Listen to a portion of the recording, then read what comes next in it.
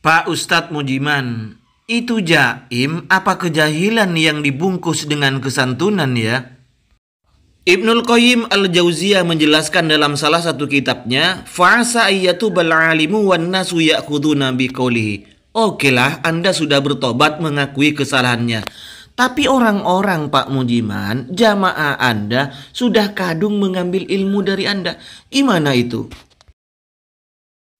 Assalamualaikum warahmatullahi wabarakatuh. Alhamdulillah wassalatu wassalamu ala Rasulillah wa ala alihi wa sahbihi wa mawala amma ba'du. Sahabat-sahabat Aswaja, seluruh kaum muslimin dimanapun berada, yang setuju ataupun yang tidak, saya tak lupa di awal-awal untuk mendoakan jenengan semuanya.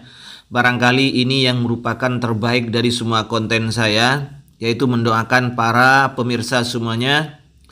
Semoga Allah Subhanahu wa Ta'ala memberikan kesehatan, kelancaran rezeki, dikuatkan iman kita. Amin. Allahumma amin. Kami dan beberapa YouTuber Aswaja termasuk Kusani Uyi beberapa kali mengomentari kesalahan Ustadz Mujiman. Walaupun pada awalnya mungkin di hati beliau itu tidak ada maksud kedustaan atau kebohongan membohongi jamaahnya.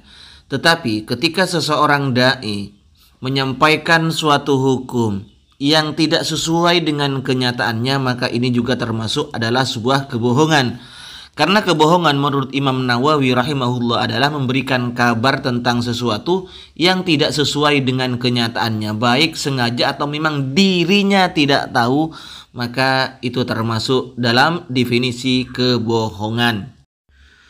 Di antaranya Pak Mujiman ini membahas masalah kunut, yang kata Imam Nawawi rahimahullah dalam kitab Al-Adhkar disebutkan kunut subuh dilakukan secara terus-menerus, itu hukumnya katanya wajib karena harus diganti dengan sujud sahwi di dalam kitab Al-Adhkar. Ternyata di dalam kitab Al-Adhkar itu Imam Nawawi tidak menyebutkan wajib, malah sunnah, dan hukum sujud sahwinya pun itu hukumnya adalah sunnah, dan lain-lain termasuk fadilah sodakoh di hari Jumat kata Ustadz Mujiman tidak ada, padahal ada, dan ini ditentang sendiri. Artinya berbeda dengan penjelasan dari Khalid Basalamah dan Syekh di Arab Saudi. 2 hari yang lalu saya lihat di channel Jaga Tauhid, Ustadz Mujiman minta maaf atas kesalahannya. Cuman sayangnya Ustadz Mujiman ini gimana ya, jaim atau gimana ini?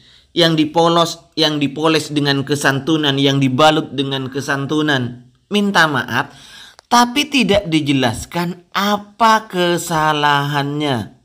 Maka orang awam, pemirsa yang mendengarkan ini masih bingung, apa sih yang salah dari Ustadz Mujiman itu? Maka Ustadz Mujiman seharusnya gentle, dijelaskan ini yang salah saya, ini yang salah. Jelaskan. Kalau masih ijmal mujmal seperti itu, ya ndak ketahuan yang mana yang salah. Saya hanya minta maaf atas semua kesalahan saya. Namanya manusia dan kita harus gimana ya, ndak boleh marah. Kalau ada yang mengingatkan kita, yang mana tapi salahnya itu harus ditunjukkan. Jangan jaim atau adalah sebuah kebodohan, kejahilan yang dibalut dengan kesantunan sebenarnya ini. Biar kelihatan santun di depan jamaahnya, biar kelihatan legowo minta maaf. Tapi yang mana? Soalnya begini ya,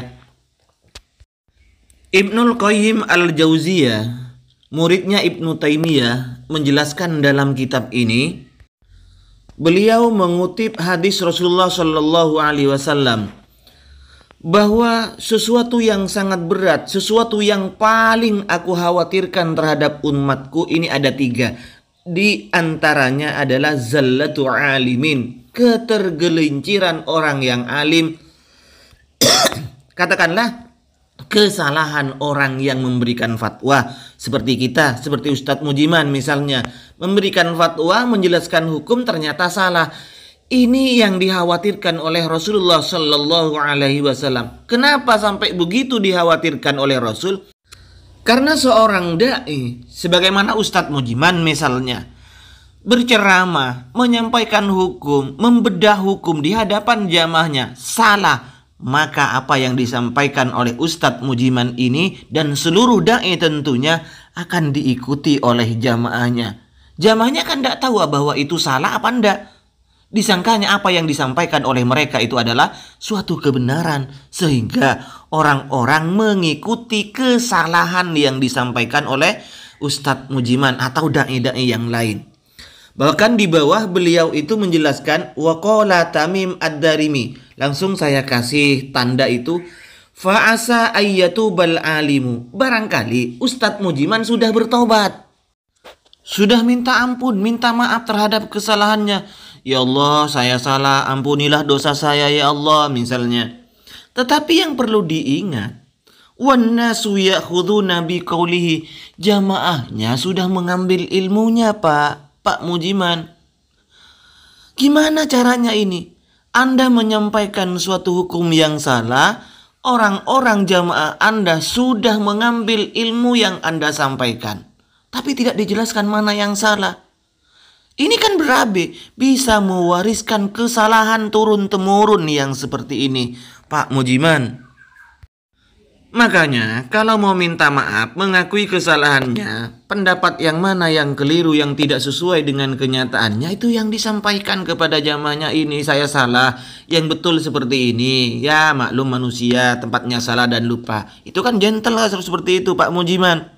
Oke teman-teman, kita dengarkan dulu pernyataan Pak Mujiman ini ketika mengakui kesalahannya, bahwa disalahkan bahkan dianggap dusta oleh YouTuber yang jelas YouTuber Aswaja ini yang menyalahkan entah siapa. Oke, kita dengarkan dulu. Saya beberapa kali ketika menyampaikan satu topik dalam tanya jawab, karena baca kitabnya itu sudah lama, itu beberapa kali datanya tidak tepat atau kurang akurat karena bacanya sudah lama. Ketika ditanya memorinya muncul lagi, tetapi jawabannya menjadi kurang tepat. Lah, kalau kabur memorinya seperti itu Pak Mujiman, ya jangan dijawab, bilang tidak tahu atau saya lupa. Daripada dijawab, ntar kocar kacir. Atau juga kadang-kadang ketika ada yang bertanya, kita menjawab dengan jawaban-jawaban yang di situ tulisannya kecil-kecil. Saya pernah ditanya, saya sudah buka buku, kemudian di situ ada hadisnya dan catatan kakinya di bawah. Pas baca hadisnya benar. Pas baca catatan kaki meleset. Nah, ternyata catatan kakinya harusnya di bawahnya, yang dibaca di atasnya. Makanya di dalam kitab yang tidak disukai oleh orang-orang Wahabi, kitab Ta'limul Mutalim, yang benar kalau kasih catatan, jangan kecil, jangan apa, jangan sampai cepat buram, biar nggak seperti Anda itu. Ini juga karena faktor misalnya silinder, faktor lain. Nah, sehingga di dalam masalah ini jangan takut untuk meralat kalau keliru, kalau salah. Kalau misalnya berupa video, jangan takut untuk di-delete. Nah, maka beruntunglah kita. Seperti saya pribadi di sini, ada beberapa YouTuber yang kemudian mereaction, kemudian mengomentari, Pak Mujiman berdusta misalnya. Nah, alhamdulillah ada yang mengoreksi. Maka kita patut bersyukur, memberikan apresiasi yang setinggi-tingginya kepada yang mengoreksi. Karena orang beriman itu adalah mir'atul mu'min. Orang beriman itu cermin bagi yang lainnya. Cermin itu salah satu fungsinya untuk apa? Menunjukkan di mana nodanya. Kadang-kadang kita tidak bisa melihat noda yang ada di wajah kita, kita baru bisa melihat kalau ada cermin. Kadang-kadang kita juga tidak mengetahui di mana letak kekeliruan kita, setelah dikoreksi orang lain baru tahu, oh ternyata kita keliru di sini. Nah, kalau begitu tunjukkan yang mana.